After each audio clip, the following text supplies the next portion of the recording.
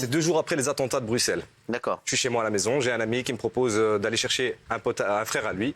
Donc à l'aéroport, je devais aller le chercher parce que les avions étaient déroutés vers Liège. Il n'y avait plus d'avions qui descendaient sur Bruxelles. On est pris en filature par la police, on ne le savait pas. Et là, d'un coup, une voiture banalisée débarque par la gauche, une autre encercle. Et là, je n'ai pas le temps de réaliser, ça va, mais ça va très vite en fait. Hein, donc pas le temps de voir les brassards, etc. Moi, j'ai vu une chose, c'est un policier en face de moi avec une mitraillette et donc vraiment un fusil d'assaut et qui me visait et qui tremblait. Et moi, je suis là et il y a un silence de mort. Hein. Ah, bien sûr. Oui. Et je me dis, c'est bon, c'est la fin. Je vais mourir, en fait. Ils sont autour de moi et ils me visent avec leurs armes.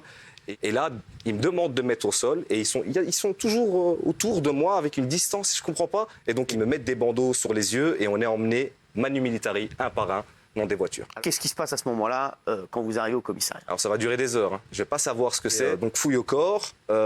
Et là, transféré dans une cellule. Et je vois plein de flics. Vous comprenez à ce moment-là qu'on vous soupçonne d'être un des auteurs des attentats? Ah non, tu sais ce que tu as fait. Mais qu'est-ce que vous me voulez? Qu'est-ce que j'ai fait? Tu sais très bien ce que tu as fait. 4 jours après les attentats, vous allez donc être arrêté, 2 jours. inculpé, à 2 jours, d'accord. Le tapissage se fait, il y a un chronomètre, l'avocat m'informe parce que l'avocat est avec le taximan derrière la vie de Santin.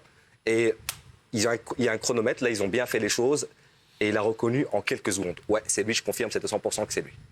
Incroyable. À ce moment-là, la machine s'emballe. Clairement. Je retourne, donc le juge m'inculpe à partir de ce moment-là. Quand je suis dans la voiture et je suis emmené chez le juge d'instruction, dans la voiture, j'entends à la radio Faisal Chifou, terroriste. Je me dis, mais qu'est-ce qui se passe? Et on me dit, ouais, mais ton nom a déjà été balancé. Je suis transféré en prison. Donc on me dit, c'est bon, mandat d'arrêt. Et là, quand j'arrive en prison, les gardiens passent et c'est sale terroriste. Et c'est même pareil, quand j'étais pendant les 48 heures au commissariat, ils ouvrent le clapet, sale terroriste de merde, t'as tué plus de 32 personnes. Non. Tu vas rester ici, tu vas jamais sortir d'ici. Et c'est des insultes. Des lomos chapeaux, assassins, criminels, sale djihadistes. D'abord, il faut que je vous dise une chose, c'est que j'ai pas mangé. On m'a ramené un plat de spaghettis, il était bourré de crachats. On voyait les crachats dessus. Et je dis, mais c'est quoi ça? Mais t'auras rien d'autre. Hein. Et je suis resté, j'ai perdu 7 kilos quand je suis rentré chez moi.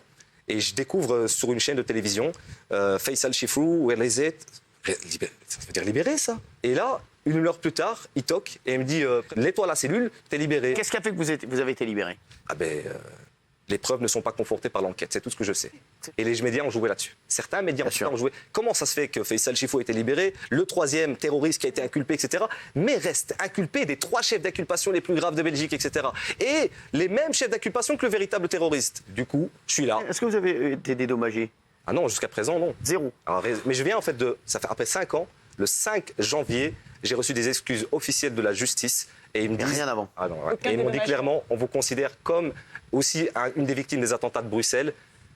Quand on m'a dit ça, et qu'on m'a dit que c'était pas moi, quoi. Là, c'est comme si on m'avait retiré un sac de 200 kilos de mes épaules. 5 ans, j'ai dû me balader avec ça, ou dans la rue. L'homme au chapeau, c'était en fait Mohamed Abrini. Ouais. Voilà. Il a été arrêté 8 jours après, quand on me l'a annoncé, mais je m'en foutais, je sais que c'est pas moi.